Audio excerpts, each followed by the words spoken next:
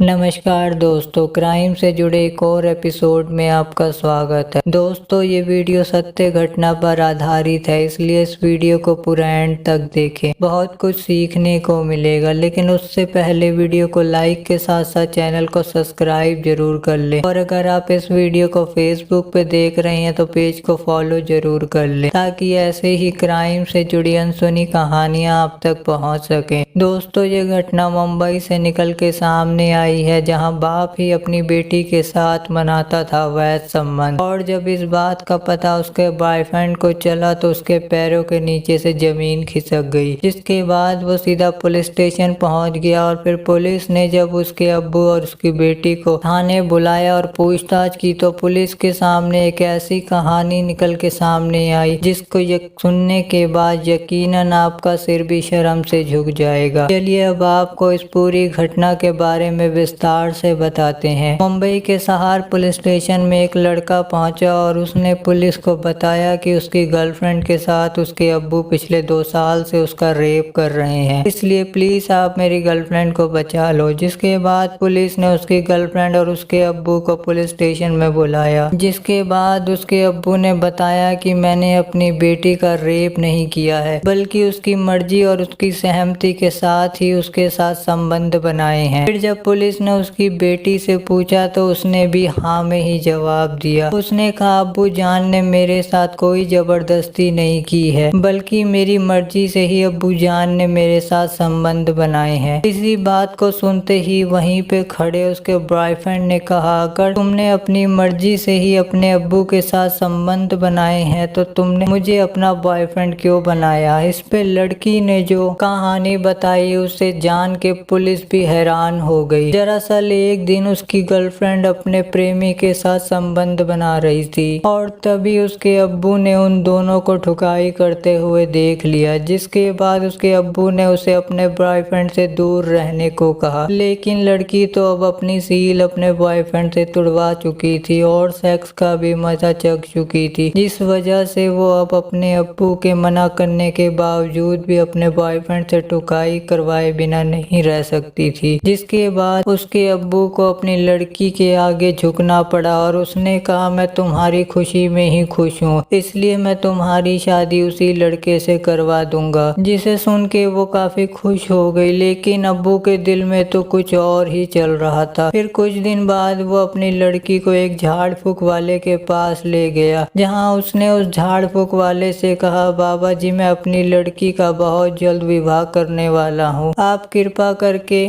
बताएं कि मेरी बेटी का विवाह के बाद जीवन कैसा रहेगा। जिस पे बाबा ने कहा, तुम्हारी बेटी शादी के कुछ दिन बाद ही विधवा हो जाएगी। शादी के कुछ दिन बाद ही लड़के का एक्सीडेंट हो जाएगा जिसमें उसकी मौत हो जाएगी। इस पे उसके अब्बू ने कहा, बाबा जी क्या इस अनहोनी को रोका जा सकता है क्या, इसका कोई उपाय है क्या। इस पे बाबा ने कहा, इसे रोकने का सिर्फ एक ही उपाय है, अगर तुम दोनों बाप बेटी आपस में संबंध बनाते हो तो इस अनहोनी को टाला जा सकता है, नहीं तो इसका कोई उपाय नहीं है। दरअसल वो बाबा उसके अब्बू का ही दोस्त था और उसके अब्बू ने ही अपने उस दोस्त से ये सब उससे बोलने को कहा था। जिसे सुनने के बाद वो दोनों बाप बेटी घर आ गए। जिसके बाद घर पहुंच के बाप ने अपनी बेटी से कहा, मैं तो तुम्हारी खुशी ही चाहता था, लेकिन शायद ऊपर वाले को ही ये सब मंजूर नहीं है, इसलिए अब तुम्हें अपने प्रेमी को छोड़ना होगा। लेकिन वो अपने प्रेमी को किसी भी हाल में छोड़ना नहीं चाहती थी, वो उसी से ही शादी करना चाहती थी, जिस वजह से वो अपने अब्बू के साथ संबंध बनाने के लिए तैयार हो गई। जिसके बाद ये दोनों बाप बेटी अपनी अपनी सहमति से रोज संबंध बनाने लगे। लेकिन फिर एक दिन उसने ये बात अपने बॉयफ्रेंड को बता दी, जिसे जान के उसके बॉयफ्रेंड के होश उड़ गए। जिसके बाद वो सीधा पुलिस स्टेशन पहुंच गया और उसने इसकी जानकारी पुलिस को दी।